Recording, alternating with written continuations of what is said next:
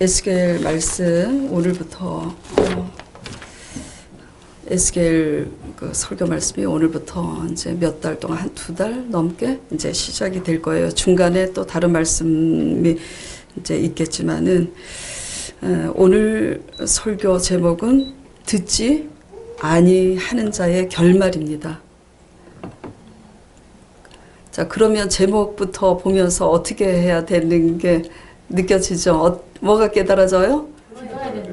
들어야지 돼요. 듣지 않으면 좋지 않은 결과를 맞습니다.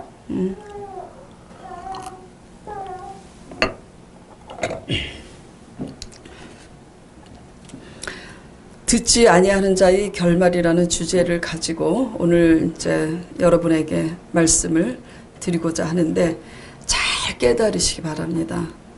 한 주 한 주 제가 부족하지만 하나님이 세웠고 하나님이 세워서 이렇게 말씀을 제가 설교로 선포할 때는 인간적으로 하는 게 아니에요. 그래서 하나님의 말씀을 잘 듣고 준행을 하면 여러분들에게 좋은 일이 있을 겁니다. 하나님을 만나는 영광의 체험을 할 거고 날마다 성전 뜰은 밝지만 듣지 아니하는 자의 그 결말은 비극으로 끝이 납니다. 잘 들으시길 바랍니다. 에스겔서를 말씀 이제 강의 설교에 들어가는데 에스겔은 선지자 사람의 이름입니다. 유다 왕 여호야긴 때에 바벨론 침공으로 다 포로로 끌려갔을 때 거기에 에스겔이 있었습니다. 열왕기상하 설교를 얼마 전에 했었기 때문에 여러분들이 지금 알고 있을 거예요. 요아긴 왕에 대해서. 그리고 유다의 마지막 왕이 시드기야 왕이잖아요. 시드기야 왕은 바벨론 그 침공 때에 하나님께서 바벨론에게 순종하라고 그랬음에도 불구하고 친애굽 정책을 써서 시드기야 왕이 보는 앞에서 그 아들들이 다 죽었어요. 그리고 본인은 어떻게 됐어요? 2눈이 뽑혀서 결박되어서 끌려가지 않았습니까? 당시 유다는 바벨론으로부터 3차례나 침공을 받았는데 에스겔이 끌려간 때는 2차 침공 때입니다. 아직 1차 침공이 더 남아있다라는 얘기죠. 포로로 끌려가서 바벨론 그 나라의 운하 그발강이라는 그 강이 있는데 그 그발강가 주위에 유다 백성들은 정착하여 살고 있었습니다. 그런데 포로로 끌려간 지 5년 후인 에스겔 나이 30세입니다. 30세에 하나님께서 에스겔에게 나타나서 소명을 주십니다. 에스겔 1장은 에스겔에게 하나님께서 환상과 이상을 보여주십니다. 하나님께서. 그리고 2장의 오늘 본문 내용은 패역한 유다 백성에게 듣던지 아니 듣던지 하나님의 재앙의 말씀을 전하라는 소명을 받는 그런 내용의 시작입니다. 오늘 제가 단위에 쓰기 전에 본문 내용을 전부 다 교독하고 읽었잖아요. 그 본문 내용이 핵심이 뭐냐면 패역한 백성에게 하나님의 말씀을 전하라고 하셨는데 10절에 보면 그가 그것을 내 앞에 펴시니 그 안팎에 글이 있는데 애가와 애곡과 재앙의 말이 기록되었더라 그랬습니다. 그리고 여러분들이 유념하셔야 될 것은 이 2장 1절에서 10절까지 이 짧은 말씀 속에 유다 백성들이 얼마나 패역한지 7절에 보면 심히 패역하다 그랬는데 패역하다라는 단어가 5번이나 나옵니다. 그만큼 이스라엘 유다 백성들이 굉장히 패역하다고 말씀을 하시면서 하나님께서 여태까지 오랜 세월 동안 지켜보시다가 재앙이 임합니다. 이런 상황 속에서 여러분들이 굉장히 유념해야 될 것이 있기 때문에 그 당시 이러한 포로민으로 끌려간 상황에서도 유다 민족들이 하나님을 향한 신앙의 태도와 모습이 어떠했는지 제가 참고로 말씀을 드리겠습니다. 당시 유다 백성의 신앙의 모습과 태도는 유다 예루살렘 성이 함락되고 포로로 끌려갔지만 여전히 패역하였습니다. 왜냐하면 당시 바벨론은 유다가 정복자들에 대해서 반역을 꾀하지 않는 한 포로민들에게 대우가 아주 관용적이었어요. 그리고 또 유다는 선민 사상에 젖어 있어요. 선민 사상이 뭐냐면 하나님의 백성으로 부름받은 백성들은 하나님께서 버리시지 않는다라는 그리고 이방인들에 대해서 자기네들은 멸망당하지 않는다는 그런 선민 사상에 젖어 있어요. 그래서 아직도 2차 침공으로 해서 비록 포로로 끌려왔지만 아직 유다 왕궁이 건재합니다. 그리고 그 당시 예루살렘 성전이 아직 무너지지 않고 건재하기 때문에 예루살렘 성소를 하나님께서 버리시지 않을 것이라는 낙관주의 속에서 이렇게 신앙의 패역한 모습으로 여전히 있었습니다. 이에 하나님께서 이제 에스겔에게 재앙이라는 2장의 말씀과 함께 4장, 5장, 6장에 이어서 계속 어떤 말씀을 지금 주시고 계시냐면 예루살렘 성 사면이 모두 성벽이 포위되어서 얼마나 비참하게 파괴될 것인지 그 재앙과 그 결말을 아주 자세하게 기록한 내용이 4장, 5장, 6장에 이어서 기록이 되어 있고 실제로 그 예언은 이루어집니다. 그래서 시드기야 왕 때에 그 사면이 다 포위돼가지고 완전히 예루살렘 성이 회파되고 예루살렘 왕궁이 불에 타고 예루살렘 성전이 불에 타서 완전히 멸망합니다. 하나님의 말씀이 에스겔 선지자에게 말씀하신 그 처참한 그 재앙의 결말이 이루어졌어요? 안 이루어졌어요? 이루어졌습니다.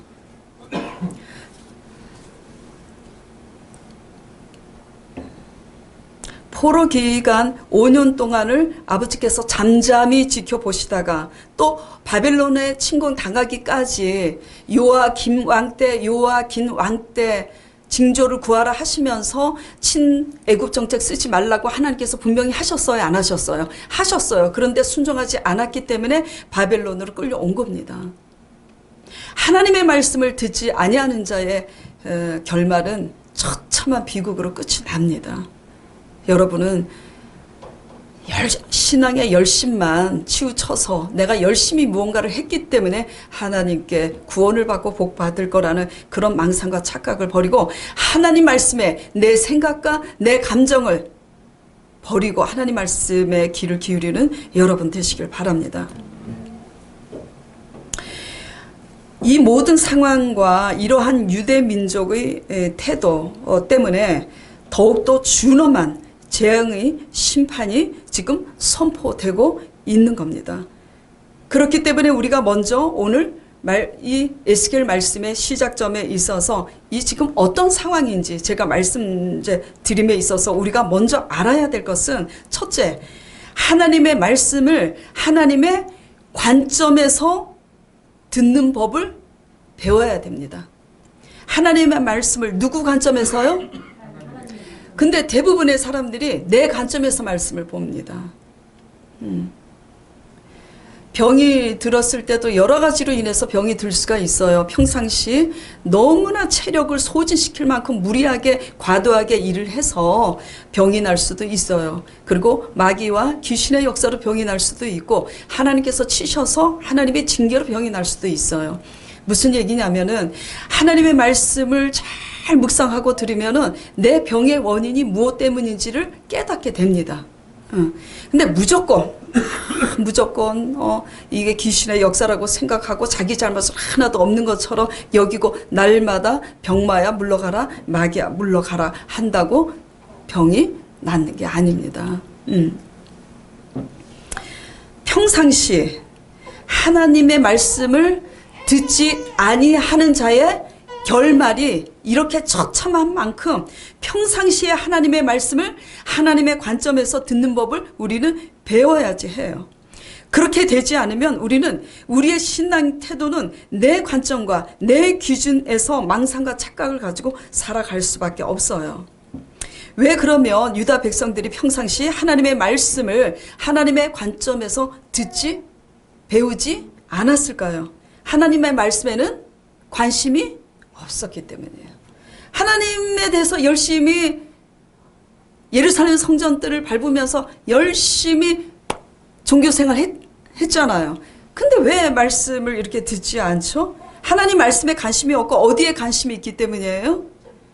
자기 육적인 거에만 관심이 있는 거예요. 내가 무엇을 먹을까? 무엇을 마실까? 하나님이 어떤 분인지 하나님께는 관심이 없고 육적인 삶에만 관심이 있습니다. 여러분들은 어때요? 하나님을 믿는데 제가 어느 날 전도를 하면서 작년에 어떤 분에게 이렇게 전도를 했어요. 근데 그 전도 받는 그 분이 옛날에 교회를 다녔던 분인데 제게 그런 질문을 하더라고요. 당신은 하나님의 말씀을 어떻게 보고 있어요? 하고 묻더라고요.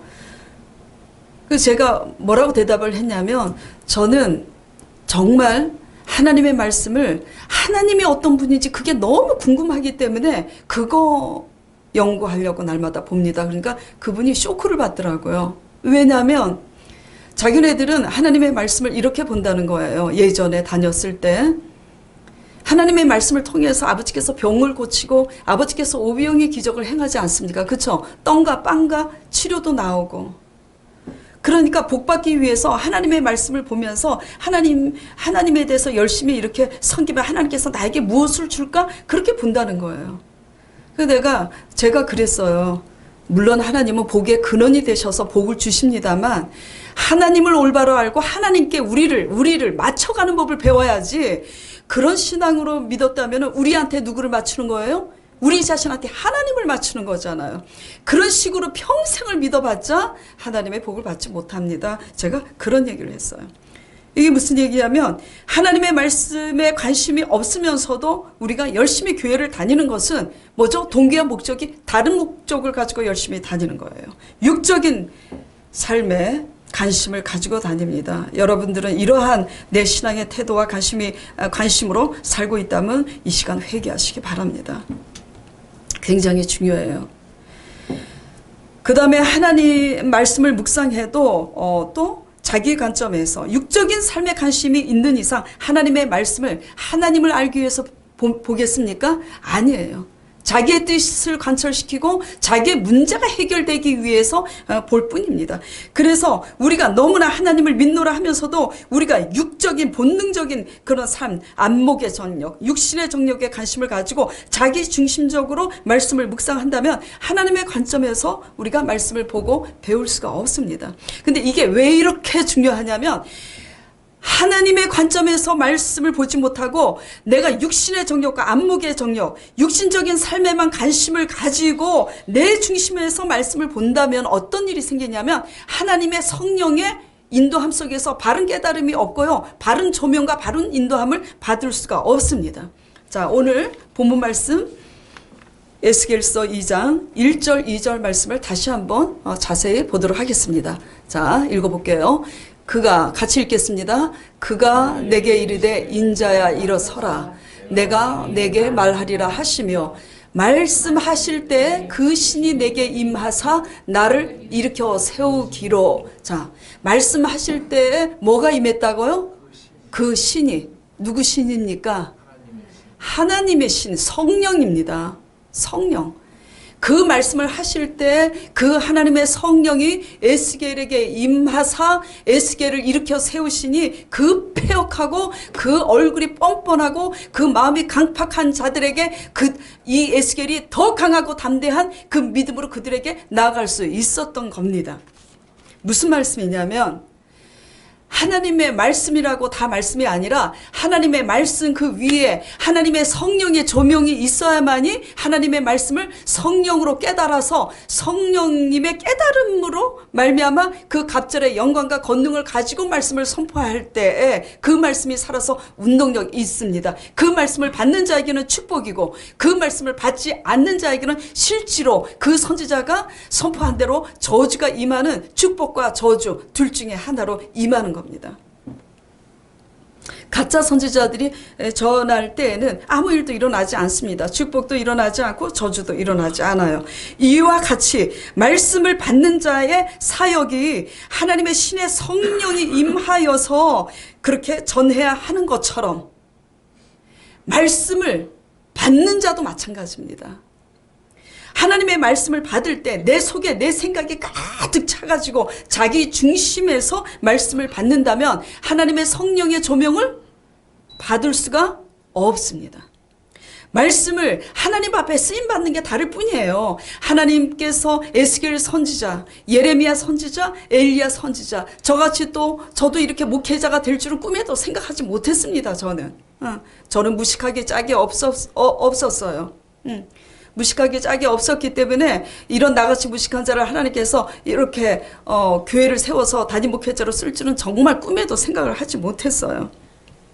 무슨 말이냐면 하나님께서 말씀 사역자로 말씀을 선포하는 자로 세우나 말씀을 듣는 자로 아버지께서 있게 하시나 모두 다 그 위에 말씀을 받으나 말씀을 전하나 뭐가 임해야 된다고요? 하나님의 신이 임해야지 우리는 그 말씀을 깨닫습니다. 여러분들은 말씀을 들을 때, 저는 또 전할 때 성령을 의지하고, 여러분들은 말씀을 전할 때 내 생각이 아주 꼬이고 꼬일 대로 그런 생각이 가득해서 듣지 마시고 내 모든 꼬인 생각을 다 내려놓고 부정적인 생각을 내려놓고 나를 올바로 깨닫기 위해서 하나님의 신 성령을 의지하면서 말씀을 듣고 배우는 여러분 되시길 바랍니다. 그렇게 하지 않으면 여러분은 아무 유익이 없어요. 차라리 하나님 말씀을 배우고 듣지 않는 세상 사람보다 못한 결말을 맞게 되는 것입니다. 하나님의 말씀이잖아요. 하나님은 말씀이시잖아요. 그렇죠? 말씀으로 선지를 지었는데 하나님의 말씀을 하나님의 영이 아니고서는 어떻게 풀 수 있겠습니까? 그렇죠?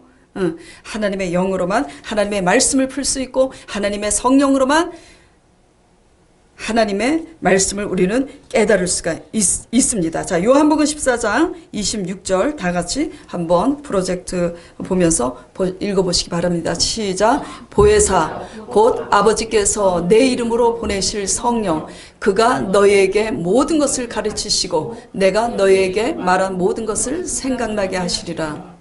기도를 안 하시는 분들은 잘 경험을 못하겠지만 기도하는 여러분들은 굉장히 이런 것을 경험하였을 거예요.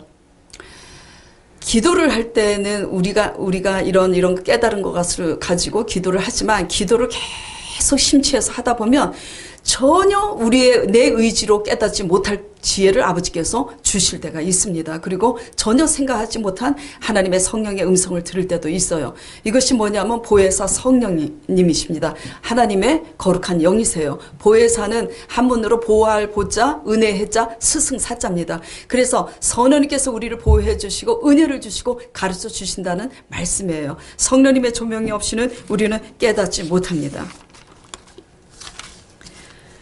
자, 그래서 결론적으로 이게 무슨 말씀이냐면 하나님의 말씀은 반드시 배워야 한다는 겁니다.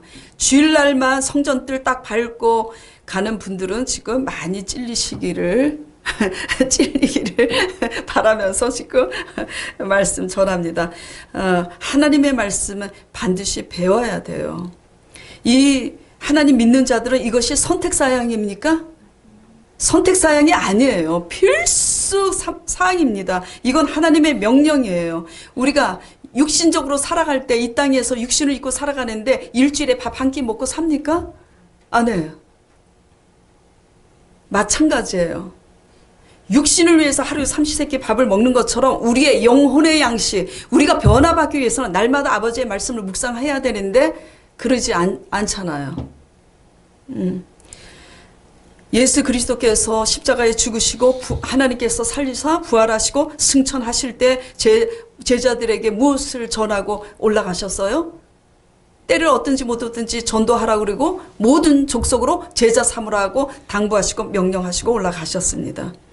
하나님의 말씀에 그래서 점심 식사하고 예배 끝나고 점심 식사하시고 전부 그 후에 제자 양육을 하는 시간을 갖고 또 부흥이 돼서 성도들이 이제 늘어나며 평일날도 제자 양육을 할 겁니다. 말씀을 하나님의 관점에서 배우는 것은 하나님의 백성으로서는 뭐죠? 선택사항이 아니에요. 아주 절대적으로 필수 사항입니다. 명심하시고 말씀을 배우시는 여러분 되시기 바랍니다. 신명기 8장 3절에 하나님께서는 사람이 떡으로만 살 것이 아니라 여호와의 입으로 나오는 말씀으로 말미암아 살리라고 했습니다. 말씀으로 천지를 지으신 분이 그 말씀으로 모든 것을 역사하셨어요. 그렇죠? 그리고 말씀으로 아브라함에게 지시하셨잖아요. 본토를 아비 친척집을 떠나서 내가 지시할 땅으로 가라. 말씀으로 지시하시고 말씀으로 인도하시고 말씀으로 약속하신 대로 예수 그리스도께서 하나님의 명령대로 십자가에 순종해서 죽으시니 하나님께서 약속하신 대로 어떻게 하셨어요? 독생하신 예수 그리스도를 살리셨잖아요. 전능하신 하나님 아버지께서는 말씀 안에서 전능하시며 말씀 안에서 신실하시고 말씀 안에서 그 언약하신 대로 반드시 이루시는 분입니다.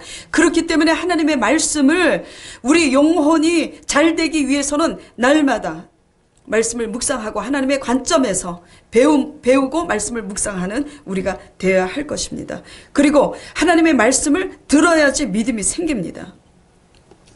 로마서 1장 뭘 들어야 믿음이 생긴다고요?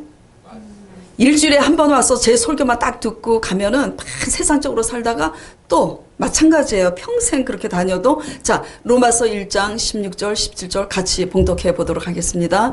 내가 복음을 부끄러워하지 아니하노니 이 복음은 모든 믿는 자에게 구원을 주시는 하나님의 능력이 됨이라. 첫째는 유대인에게요 또한 헬라인에게로다. 복음에는 하나님의 의가 나타나서 믿음으로 믿음에 이르게 하나니 기록된 바 오직 의는 믿음으로 말미암아 살리라 한과 같으니라. 하나님의 관점에서 말씀을 배우면서 묵상하면서 날마다 말씀을 읽으면 그 복음에는 하나님의 의가 나타나서 뭐에 이르게 한다고요? 믿음으로 믿음에 이르게 해요. 하나님의 말씀을 그래서 읽어야 됩니다. 그래서 하나님의 말씀 하나님으로 우리 속사람을 강건케 충만하게 하면 믿어질 수 있도록 하나님께서 도와주세요. 하나님의 성령이. 그래서 믿음으로 충만하게 될 때 그 믿음에 의해서 순종하고 믿음으로 순종하니 하나님께서 역사하시는 겁니다. 아무리 말씀을 공부해도 우리의 생각과 우리의 열심으로 하는 자들은 하나님의 영의 인도를 받을 수가 없어요. 누가 그렇게 공부했죠? 많은 유대인들이. 많은 바리새인들과 서기관들과 대제사장 유대 그리고 장로들이 그렇게 말씀을 공부했잖아요. 사도 바울도 다메섹 도상에서 예수 그리스도를 만나기 전에 그렇게 공부했잖아요. 그래서 어떻게 했습니까? 사도 바울도 핍박을 하고 수많은 율법학자들 바리새인들과 서기관들과 유대인들이 예수님을 어떻게 했어요? 핍박하고 예수님을 저주하고 십자가에 못 박았잖아요. 하나님에 대해서 열심이라고 다 하나님의 자식들이 아닙니다. 오히려 신약에 보면은 마태복음, 마가복음, 누가복음, 요한복음의 공통적인 특징이 있어요. 수많은 하나님에 대한 열심을 갖고 있고 날마다 주일 성수를 하며 날마다 성경 말씀을 묵상하는 유대인들은 예수님에 대해서 핍박을 하지만 이방인 백부장은 100명의 군사를 거느린 백부장, 그 백부장은 하인이 병들어서 죽게 생겼으니까 예수님의 소문을 듣고 예수님 앞에 나와서 뭐라고 그럽니까? 내 하인이 병들어서 죽게 생겼다고. 그러니까 내 하인을 병을 낫게 해달라니까 그때 예수님이 마태복음 그게 8장에 나오는데 예수님이 어떻게 하세요? 내가 그 하인에게 가서 그러니까 신방해서 내가 안수해서 치료해 주겠다. 그러니까 그 백부장이 뭐라고 그랬어요? 아버지께서 오심을 예수님께서 저희 집에 오심을 감당치 못하게 했습니다. 나도 백부장으로서 내 100명의 군사들 보고 가라 하면 내 명령을 받고 가고 오고 하는데 그러니까 예수님 말씀만 하옵소서 그리 한번 낫겠나이다. 나았어요 안 나았어요? 그시로 나았어요.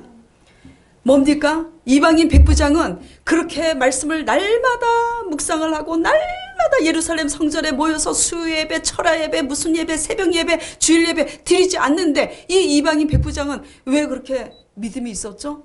말씀을 뭘로 보기 때문이에요? 믿음으로 보고 믿음으로 듣기 때문이에요.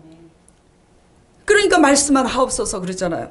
그래서 마태복음 8장 그 12절에 보면은 예수님께서 본 자손들 이스라엘 백성들은 어둠 속에 쫓겨나서 그 어둠 속에서 울며 이를 갈미 있으리라 그렇게 말씀하세요. 그러면서 백부장을 이보다 난 이보다 더 나은 믿음을 이스라엘 백성 중에 본 적이 없다고 아버지께서 그렇게 말씀하셨습니다. 들으셔야 됩니다. 아버지 말씀을 배워야 됩니다. 날마다 먹어야 됩니다. 유념하시기 바랍니다. 이것은 제가 교회를 개척했기 때문에 예배 끝나고 나서 점심 식사 제공을 한 다음에 붙잡아 놓고 말씀 배우게 하려고 하는 게 아니에요.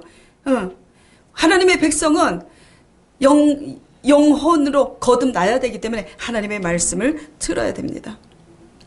자, 두 번째.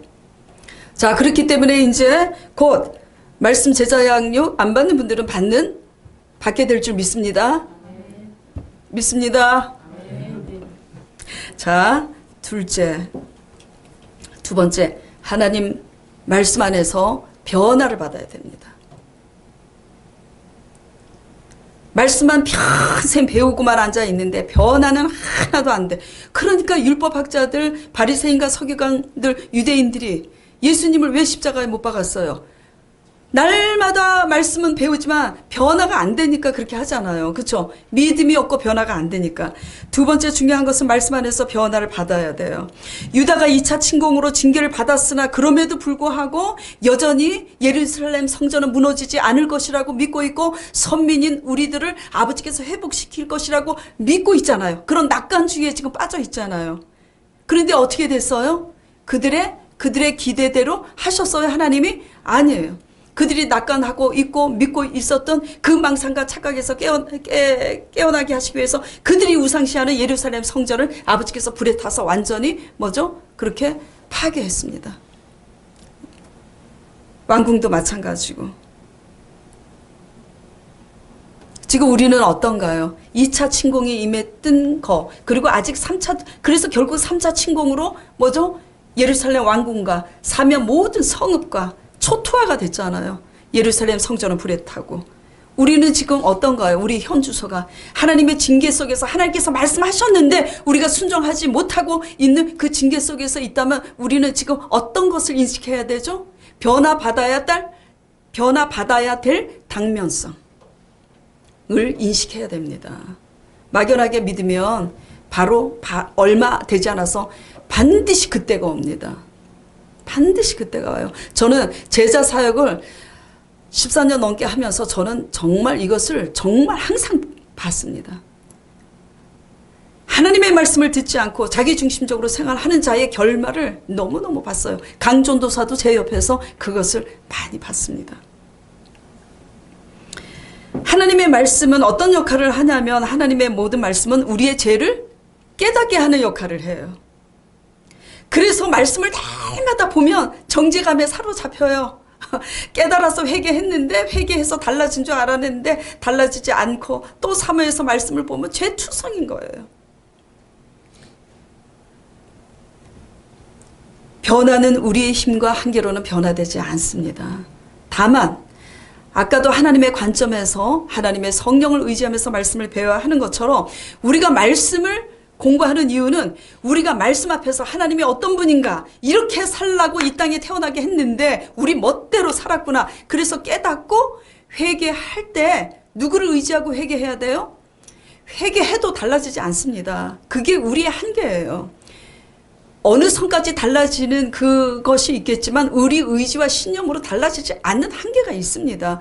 그것을 넘는 것은 누가 하게 하냐면 하나님의 성령께서 그렇게 거듭나게 도와주십니다. 그래서 기도를 하는 겁니다. 그래서 변화는 우리의 힘과 한계로는 되지 않기 때문에 하나님께서 요한복음의 사도행전에 예수님께서 뭐라 그러셨어요? 너희가 성령을 받으라. 그리고 12 제자들에게 약속하신 성령을 너희가 예루살렘을 떠나지 말고 받으라고 그랬습니다. 말씀도 성령을 의지해서 배워야지 되고 들어야지 되고 말씀을 또 배우면서 죄를 깨닫고 회개할 때에도 성령을 의지해서 제가 회개를 하지만 회개한다고 달라지지 않는 게 우리의 모습이오니 성령이 우리를 변화시켜 달라고 성령님을 의지하는 여러분 되시기 바랍니다. 그래서 신앙 안에서 불신앙을 버리고 믿음으로 변화받아야 될 뿐만 아니라 우리의 모습도 세상 사람보다 더 나은 도덕적이고 윤리적인 면에 있어서 더 말씀 안에서 변화를 받아야 됩니다. 하나님 말씀 안에서 변화받지 못하면 어떻게 될까요? 어떻게 될까요? 결국 하나님을 율법학자들 바리새인들처럼 서기관처럼 수많은 유대인들처럼 하나님을 대적하고 거스르는 패역한 백성이 될 수밖에 없습니다. 오늘 본문 말씀에 계속 패역한 백성, 패역한 백성, 패역한 백성이라고 말씀하지 않습니까? 제가 평상시 늘 설교하면서 제가 늘 여러분에게 인식시키고 있는 그 말씀이 있죠. 일은 누가 한다고요? 일은 하나님이 합니다. 여러분들이 아셔야지 돼요. 이게 무슨 얘기냐면 내가 아무리 똑똑하고 내가 수완과 내가 똑똑하기 때문에 똑똑하면 내가 지혜가 있는 줄 알아요. 내 수완이 뛰어난 줄 알아요. 그러나 아무리 똑똑해도 하나님이 원하는 사람 되지 않으면 내가 쌓아놓은 성 하나님께서 하루아침에 일사천리로 망하게 하십니다. 이거 전 진리입니다. 하나님이 망하게 하시는 것도 한순간이고 하나님이 흥하게 하시는 것도 한순간입니다. 일을 누가 하시기 때문이에요? 하나님이. 그 일을 하지 말라는 얘기입니까? 그런 얘기가 아니에요.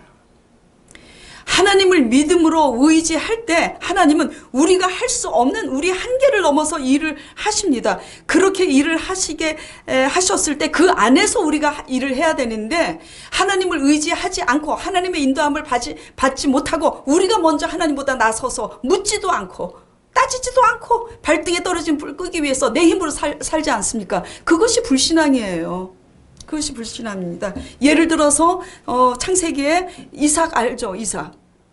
이제 순종을 그렇게 잘하는 이삭. 그랄 땅에 흉년이 들었을 때 하나님께서 이삭에게 어떻게 말씀하세요? 왜냐하면 흉년이 들었으니까 어떻게 해야 돼요? 다른 곳으로 가야 되니까 이삭은 부자이기 때문에 그 밑에 많은 하솔들이 있었습니다. 그래서 다른 곳으로 이주하려 할 때 하나님께서 뭐라 그러셨어요? 그냥 그 땅에 있으라고. 그런데 이삭이 순종했어요? 안 했어요? 순종했습니다. 그러니까 그 해 농사가 어떻게 됐다 그랬어요? 성경에 100배. 그 해의 농사 100배의 결실을 거두었더라고 그렇게 했습니다. 이삭이 순종하지 않았다면 그 역사는 일어나지 않았을 겁니다. 이게 지금 이삭의 생각은 그럴 땅에 흉년이 들으니까 이주해야 되는 게 우리의 생각이에요. 그런데 하나님은 그냥 그 흉년 땅에 있으래잖아요. 왜? 흉년 땅에 죽으라고? 하나님은 전능하신 분입니다. 물이 변화의 포도주로 내시고 반석을 명하여서 물을 내시는 분입니다. 말씀 안에서 전능하신 분이기 때문에 그냥 하나님의 말씀 앞에 팥으로 매주를 쓴다고, 콩으로 매주 쓰는 건 맞네. 팥으로 매주를 쓴다 그래도 하나님이 하신다면 하실 수 있는 거예요. 그거를 우리의 생각을 내려놓고 믿는 겁니다. 그렇게 믿을 때 누가 일을 한다고요? 하나님이 일을 하세요. 그래서 하나님이 일을 하셔갖고 뭘 공장을 세우고 뭐를 얻게 하시면 강전도사도 분당의 단독주택 그 계단 청소를 하게 하라. 그래갖고 지금 직원들이 다 일을 하고 돈을 벌잖아요. 하나님의 인도함 속에서 지금 이 돈을 벌고 있잖아요. 그 일을 그걸 얘기를 하는 겁니다. 하나님께서 인도하심 속에서 일을 하게 하셨을 때 그 인도함을 받고 일을 하는 게 하나님의 일이에요. 근데 우리가 우리 힘으로 우리의 수단으로 일을 하지 않습니까? 일이라고 다 똑같은 일이 아닙니다. 돈이라고 다 똑같습니까? 도둑놈이 칼 들고 들어가서 사람 찔러 죽이고 찾아온 그 사람 피 묻은 돈하고 정말 성실하게 산 사람하고 세상 사람도 그 돈이 같은 돈이에요? 아닙니다. 땀 흘려서 번 돈하고 피 흘려서 번 돈하고 같은 돈이지만 성질이 다른 것처럼 일도 하나님이 일하게 하신 일 속에서 우리가 인도함을 받아서 하고 있는지 내 힘으로 하고 있는지 다 같은 일이 아니에요. 하나님께서 인도하신 그 일에는 뭐가 있어요? 구원이 있습니다. 내가 아무리 일을 잘해서 성공했어도 하나님 없이 된 일은 거기에 구원이 없습니다. 우리 교회는 그런 분이 한 분도 없어요. 다른 교회에 있지. 여기 가지 말고 다른 데 가지 말고 여기 있으라고 했는데 일본 친구분이 오시니까 일본에 가서 일해볼까 하고 정탐하러 가고 그런 소식을 들렸어요. 저기 다른 동네 어느 교회에서. 또 어떤 분은 참아서 기다리라고 기도하는데 기다립니까? 못 기다려요. 맡기라고 했는데 맡깁니까? 못 맡겨요. 왜냐면 내 아들 손에 돈을 넣어서 맡겼다가는 홀라당 먹을까봐. 그쵸? 그런데 맡기는 건 뭡니까? 까먹더라도 맡기는 거예요. 까먹더라도. 그러나 우리가 회개하면서 주여 내가 말씀 따라가면서 순종하려고 하는데 이렇게 넘어집니다 하고 회개하면서 이제 복음 안에서 보면서 성령이 주시는 믿음 안에서 내가 변화받고 맡기기 위해서, 내가 변화받고 여기 하나님이 시키는 대로 있기 위해서 여러분들이 성령님을 의지하면 이런 모든 과정 속에서 믿음의 주여 온전케 하시는 주님의 성령 안에서 여러분이 온전한 믿음과 순종의 사람이 될 줄 믿습니다. 아멘. 우리 교회에 그런 분은 하나도 없습니다. 여러분 보고 말씀드린 거 아닙니다. 그 다음에 말씀 안에서 이제 변화를 받아야 되는데, 그래서 불신앙의 사람으로서 우리가 살았던 걸 변화받아야 되고, 또 작은 두 번째로는 세상 사람보다 더 도덕적이고 윤리적이어야 됩니다. 자, 에스겔서 5장 7절 10절까지 보겠습니다.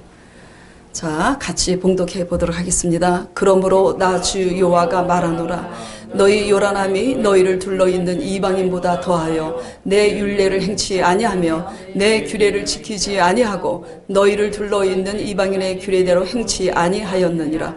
그러므로 나 주 여호와가 말하노라. 나 곧 내가 너를 치며 이방인의 목전에서 너희 중에 벌을 내리되 내 모든 가증한 일로 인하여 내가 전무후무하게 내게 내릴지라. 그리한즉 너희 중에서 아비가 아들을 먹고 아들이 그 아비를 먹으리라. 내가 벌을 내게 내리고 너희 중에 남은 자를 다 사방에 흩으리라. 이게 무슨 얘기냐면은 7절에 보면은 너희의 요란함이 너희를 둘러있는 누구보다 더하다고요? 이방인. 안 믿는 세상 사람들보다 너희들의 요란함, 그리고 4장부터 6장 보면은 가증스럽다는 말씀을 여러 번 하십니다. 너희의 가증스러움이, 너희의 요란함이 세상 사람보다 더하여서 세상 사람들이 율례를 지키는 것보다도 더 너희가 내 규례를 행치 아니한다고. 그래서 내가 이방인 가운데 너희로 하여금 조롱거리가 되게 하고 벌을 내리라고. 9절에도 있잖아요. 내 모든 이 가증한 일로 인하여 내가 어떻게 한다고요? 전무후무하게 너에게 벌을 내린다고 말씀하십니다. 전무후무한, 재앙이 전무후무하게. 그래서 여러분들 이제 이걸 보면서 뭐가 깨달아지세요? 오늘 경제적인 축복과 제약은 리꼬르입니다. 아셔야지 돼요. 제가 창세기, 제가 10몇 년 전부터 제자 사역할 때 날마다 사람들한테, 또 순복음 교인들, 교파를 초월해서 장로고 감리교 성도들을 제자 사역할 때마다 제가 얘기 시작하는 것은 창세기부터 제자 사역하면서 그걸 가르쳐요. 사람이 하나님의 형상을 닮은 사람으로서 세상 사람보다 더 사람다워야 되는데 사람답지 못할 때는 하나님께 쫓겨나서 힘들게 살 수밖에 없다고 제가 거기서부터 제자 사역을 합니다. 그래서 성도들이 한 가지 착각하고 있는 게 뭐냐면 이 일을 하나님이 하신다는 걸 잘 몰라요. 그래서 그 일을 내가 하려고 막 그러고 사람 됨에 변화받는 것에 주력하지 않고 열심히 주력합니다. 헌금 많이 드리고, 드리지 말라는 얘기 절대 아닙니다. 드리세요. 근데 헌금 열심히 드리고 막 공부하고 봉사하고 이러니까 하나님 복 주시겠지. 아닙니다. 그건 아니에요. 기본적으로 뭐죠? 당연히 해야 되는 거지만 학생이 학교 가면 공납금 내야 돼요? 안 내야 돼요? 내야 되는 겁니다. 공납금 냈다고 대단하다고 하면 그거 웃기는 겁니다. 여러분들이 헌금했다고 하나님이 근데 11조에는 복을 주신다고 아버지께서 약속을 하셨죠. 어쨌든 변화를 받아야지 되는데 지금 어떻게 얘기하다가 지금 이리로 갔는데, 변화받지 못하면 어떻게 된다고요? 전무후무하게 하나님이 벌을 내리고 치신다고 아버지께서 그렇게 말씀하고 있습니다. 그 말씀 드리려고. 그래서 우리의 어떤 열심에 의해서, 우리의 수단 방법에 의해서 잘 먹고 잘 살게 복을 받을 줄 아는데 그게 아니에요. 하나님 나라의 이치는 따라하세요. 재와 경제는 리꼬르다. 이걸 아셔야 됩니다. 일은 하나님이 하세요. 하나님의 백성이 세상 사람보다 사람답지 못하고 폐역할 때는 하나님께서 완전히 무너지게 하십니다. 이게 하나님의 법칙이에요. 예.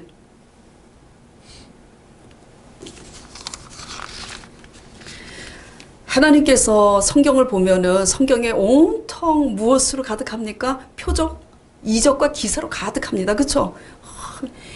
출애굽 시킬 때 이스라엘 백성들을 애굽에서 출애굽시킬 때 양의 피를 문설주에 바르라고 해서 순종해서 바르니까 그날 밤에 전무후무한 곡성이 있잖아요. 애굽에 장자를 다 치셔서, 그리고 홍해를 가르시고 어마어마합니다.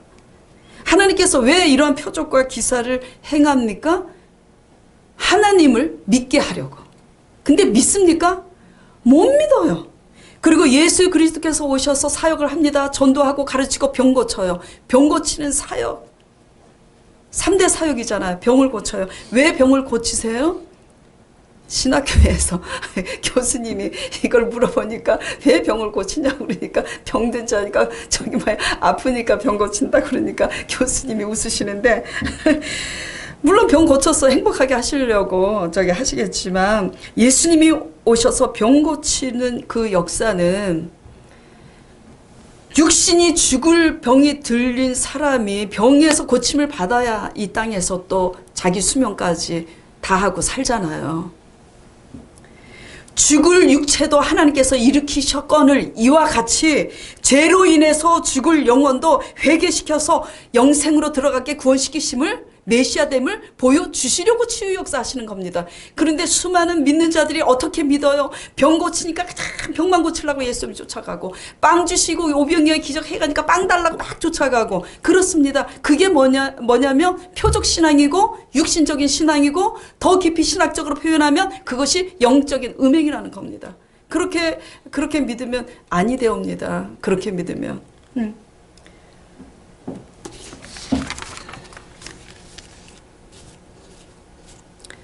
제가 설교 시작할 때 말씀드렸죠. 2장 1절에서 10절까지가 2장 전체인데 패역한 백성이라는 말씀이 몇 번 나온다고 그랬어요?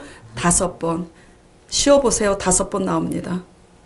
국어사전을 제가 찾아봤어요. 과연 패역한 백성에 대해서 내가 생각하고 있는 거하고 맞는가? 맞더라고요. 국어사전에 이렇게 나와 있습니다. 도리에 어긋나고 불손한 사람. 이렇게 나와 있어요. 도리를 안다는 거예요? 모른다는 거예요? 도리를 모른다는 거. 사람 도리를 못하면 누구보다 못하다고 해요. 개만도 못하다고 하는 겁니다. 은혜를 악으로 갚지 못해요. 물에 빠진 사람 건져놓으니까 어떻게 합니까? 내 보따리 내놓으라 그러죠. 이게 사람들이 못하는 사람입니다. 예. 은혜를 줬는데 은혜는 뭐죠? 알지 못하고 너무나 자기 중심적이니까 자기 보따리. 생명을 건졌는데 내 보따리 내놓으라고 뭐죠? 덤벼들잖아요. 그렇게 하면서 뭐죠? 따지고 싸우고 그럽니다. 그 어떻게? 너무나 오늘 4절에 이 자손은 얼굴이 뻔뻔하고 마음이 강팍한 자라. 물에 빠진 놈 살려놨더니 내 보따리 내놔라. 그러니까 살려준 사람이 어이가 없는 거야. 어떻게 하겠어요? 그냥 이제 상대를 안 하고 가는 거지. 그래서 사람 도리 못하는 이 기가 막힌 그 모습의 사람을 향해서 생긴 속담이 물에 빠진 사람 건져놓으니까 내 보따리 내놔라 이겁니다. 이스라엘 백성이 지금 그렇게 하고 있어요. 근데 우리는 어떻습니까? 우리도 그래요. 내가 얼마나 감사하는지, 내가 얼마나 은혜를 은혜로 아는지. 받는 것은 당연하고 책망은 듣기 싫고 그저 내 중심에서 이런 것들, 그리고 내 마음에 들지 않으면 그냥 따지고 싸우려 드는 이런 모든 것들은 도리에 어긋난 우리의 모습입니다. 패역한 자들의 삶의 모습. 그래서 패역한 사람의 도리에 어긋나고 불손해. 은혜를 알기보다는 내 보따리 내놔라. 얼마나 불손합니까? 이거는 뭐 어떻게 상대를 할 수가 없어요. 대책이 없는 겁니다. 이 정도 대책이 없으니까 뭐죠? 전무후무한 재앙이 임하는 겁니다. 패역한 자들의 삶의 모습을 오늘 본문에 하나님께서 에스겔을 통해서 지금 구체적으로 표현하고 계세요. 4절에 보시기 바랍니다.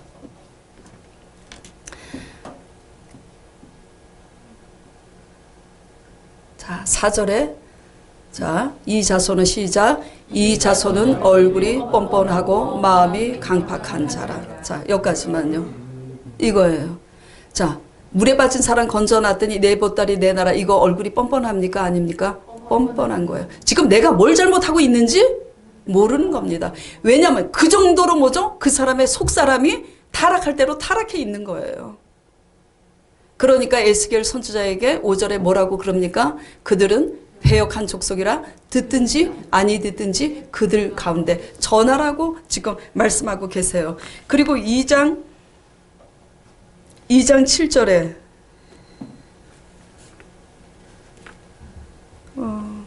3장 7절에 제가 읽을게요. 그냥 들으세요. 3장 7절에 하나님께서 에스겔 선지자에게 이렇게 말씀하십니다. 그러나 듣든지 아니 듣든지 전하라고 2장에 말씀하셨잖아요. 근데 3장 7절에서는 이렇게 말씀하세요. 그러나 이스라엘 족속은 이마가 굳고 마음이 강팍하여 네 말을 듣지 아니할 것이다고. 이는 그들이 네 말을 듣지 아니하는 것은 내 말을 듣고자 할 생각이 없기 때문이라고 3장 7절에 그렇게 기록이 되어 있어요. 듣고 싶은 말만 듣는 거예요. 신앙생활하고 제자 사역해서 제일 힘든 게 전번 시간에도 말씀하셨잖아요. 제가 말씀드린 적이 있잖아요. 아무리 말씀을 가르치고 그래도 벽이라고 그 다음날 똑같은 말을 하고 똑같은 말을 하고 그래서 제가 너무 낙심해갖고 앉아있으니까 아무리 말씀을 잘 가르친다고 해도 그 사람의 마음만큼 듣게 돼 있다고 성령님께서 말씀하셨잖아요. 그러니까 우리는 뭘 기경해야 됩니까? 마음을 기경시켜야지 올바로 들을 수가 있어요. 완악한 마음을. 내 마음을 변화받기 위해서 내 마음을 기경하는 씨름과 전쟁을 우리가 기도를 통해서 하지 않으면 변화받지 못하면 평생 배운다고 달라지지 않습니다. 그러니까 들어요? 안 듣습니다. 안 들어요. 어떤 것만 들어요? 내가 듣고 싶어 하는 말만 듣기 위해서 계속 강조합니다. 상대방에게 내가 듣고 싶은 말을 계속 강조하고 또 강요해내고 그래 계속 들어요. 그리고 자기가 듣기 싫은 말은 본인들이 듣고 싶은 말은 다 버립니다. 이런 거. 자, 그 다음에 6절에 보세요. 6절에 인자야 너는 비록 뭐라고 돼 있습니까? 6절에 가시와 질레와 함께 처하며 정갈 가운데 거할지라도. 지금 누가 가시고 누가 찔레고 누가 정갈입니까? 유다 백성들, 이스라엘 유다 백성들을 지칭하는 거예요. 그렇게 가시처럼 찌르고 그렇게 찔레처럼 찔러대고 정갈같이 물어뜯고 그럴지라도 그들을 뭐죠? 두려워하지 말고 전하라고 그렇게 합니다. 저 제자 사역하면서 정말로 그들이 행복하고 그들이 회개해서 복받고 구원받기 위해서 바른말 하다가 좀 별소리도 많이 정말 들었습니다. 정말.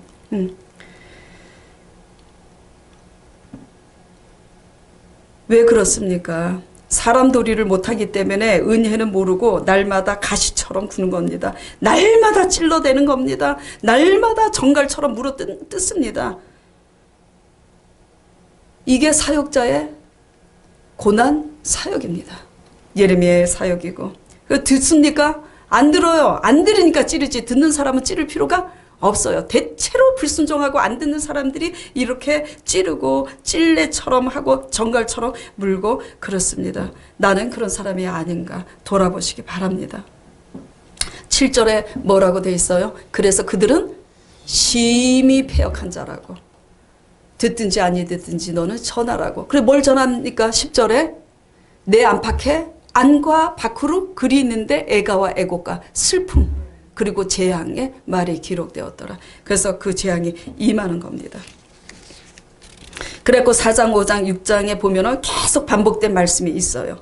그들의 양식을 끊고 똥으로 구운 떡을 먹게 하고 5장 16절에 기근으로 양식을 끊게 해서 세상 사람들 가운데 조롱거리가 되게 하고 6장 6절에 다 잃어버리고 사막과 같이 폐허가 되게 사막같이 다 잃어버리게 하고 기근이 들어서 죽게 할 것이라고 계속 말씀하고 계십니다.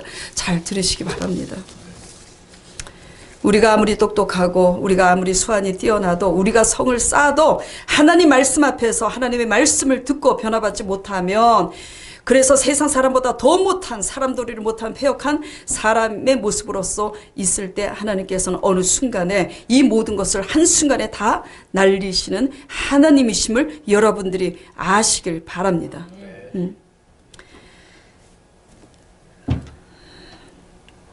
듣지 아니하는 자의 결말이 이렇게 비참하게 끝이 납니다. 비극으로. 전번주 설교에 제가 그런 말씀을 했죠. 전번주 설교 시작할 때 우리 자신이 경계해야 될 것과 결단해야 될 것이라는 주제로 설교를 할 때 우리 자신이 무엇을 경계해야 되는지 무엇을 결단해야 되는지 분별력이 있는지 없는지 가늠할 수 있는 확실한 기준이 있다고 말씀드렸죠. 기억하세요? 기억하시는 분 저를 보세요. 기억하세요? 뭐예요? 네?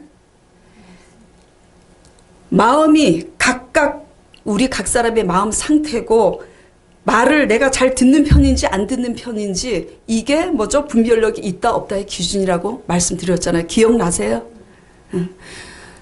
설교 들어도 잊어버리면 다 소용없습니다. 기억하세요. 그래서 분별력이 있는지 없는지는 내가 무엇을 행하고 안 행하고 행하는 거에 별 의미 없습니다. 어떻게 행하느냐가 중요하지. 내 마음이 악한지 선한지 그리고 내가 하나님 말이든 사람 말이든 귀담아 듣는지 안 듣는지 그거에 따라서 분별력이 있고 없고 그래요.